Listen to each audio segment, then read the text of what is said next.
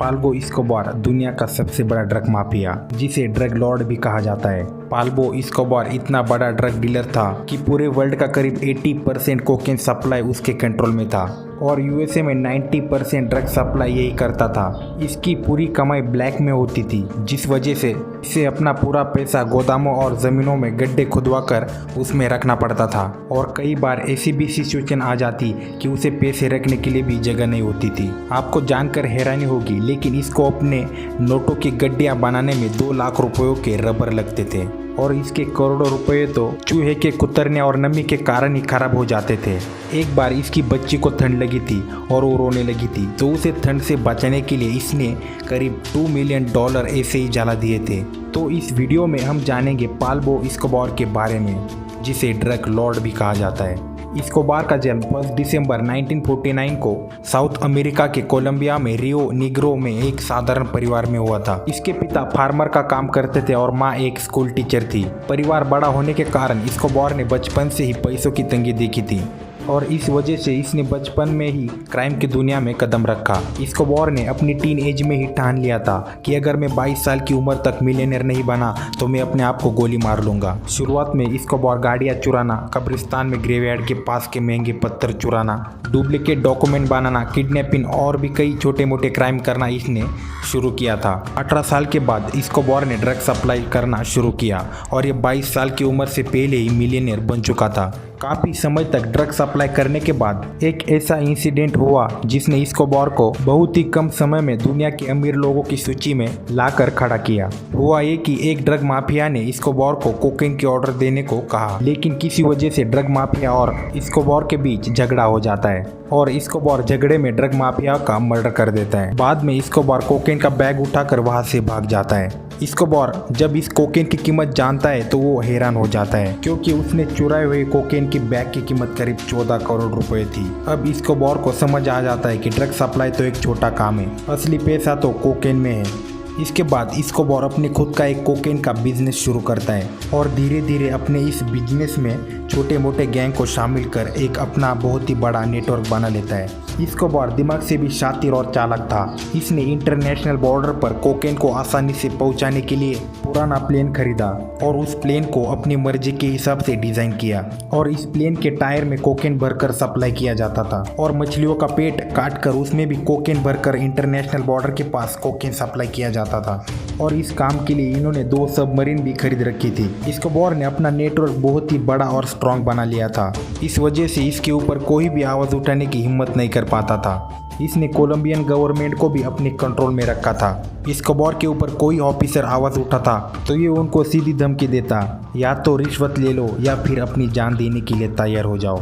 Escobar के खिलाफ जिस भी जर्नलिस्ट ने आवाज़ उठाई उनको अपनी जान से हाथ धोना पड़ा। और आप शॉक्ड हो जाओगे, एस्कोबार ने अपने लाइफ में 4000 से भी ज़्यादा गवर्नमेंट ऑफिसरों का मर्डर किया था, जिसमें 200 जज और 1000 से भी ज़्यादा पुलिस अधिकारी शामिल थे। कोलंबिया में एस्कोबार ने अपनी पैरेलल गवर्नमेंट बना ली थी। अगर इसके खिलाफ कोई बोलता तो उसकी सज़ा सीधी मौत थी।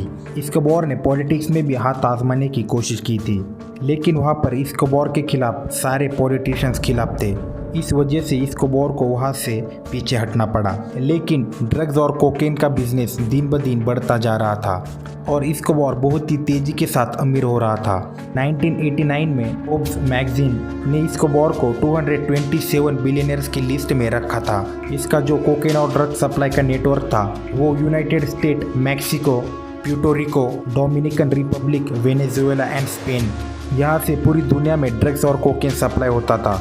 और इस इंडिकेट को और भी ज़्यादा बड़ा करने के लिए एस्कोबार ने एक प्राइवेट आइलैंड भी खरीद रखा था, जहाँ पर उसने कोकेन बनाने के लिए फैक्ट्रियाँ भी बना रखी थी। एस्कोबार बहुत ही कम समय में पूरी दुनिया का ड्रग लॉर्ड बन चुका था। एस्कोबार की एक दिन की कमाई करीब $10 मिलियन थी। आज के हिसाब से इस रकम को अगर देखा जाए तो एस्कोबार दिन में करीब 11 अरब रुपए कमाता था। लेकिन इसके बाद अब एस्कोबार का बुरा वक्त शुरू होता है, क्योंकि एस्कोबार को पकड़ने के पीछे अमेरिका पड़ जाता है। 1982 में जो अमेरिका के प्रेसिडेंट थे रोनाल्ड रीगन, उन्होंने सीधा कहा था कि अब हमें ड्रग्स पर शिकंजा कसना है, इसे हमें कंट्रोल में लाना होगा। इस वजह से अमेरिका ने कोलंबिया पर भी दबाव बनाया कि आप एस्कोबार को गिरफ्त में ले।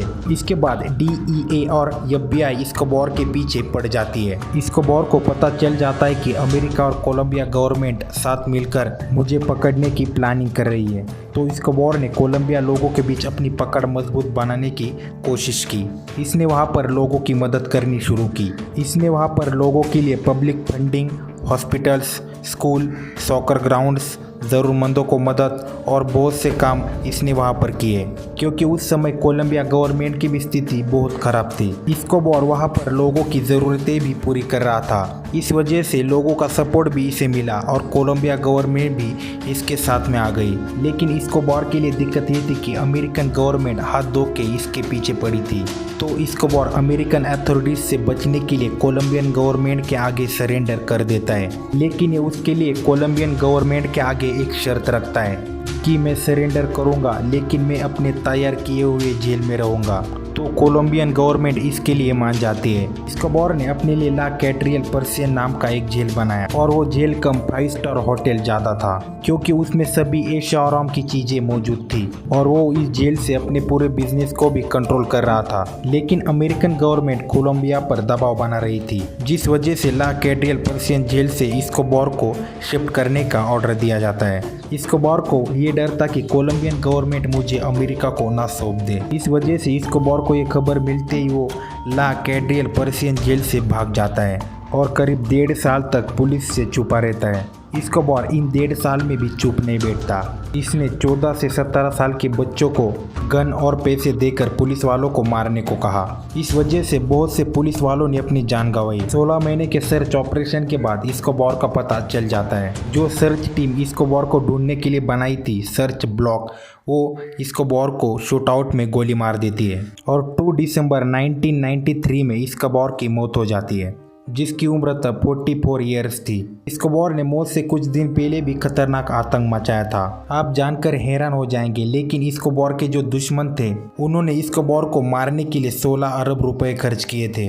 पाल्बो एस्कोबार के मरने के बाद जब इसकी संपत्ति की जांच की तो इसकी संपत्ति करीब $30 बिलियन थी। तो दोस्तों, ये था दुनिया का सबसे खतरनाक माफिया और गैंगस्टर। आपको वीडियो पसंद आई होगी तो प्लीज़ वीडियो को लाइक और शेयर ज़रूर करना और ऐसी इंटरेस्टिंग वीडियो के लिए फैक्ट्स हिंदी चैनल को भी ज़रूर सब्सक्राइब कर देना।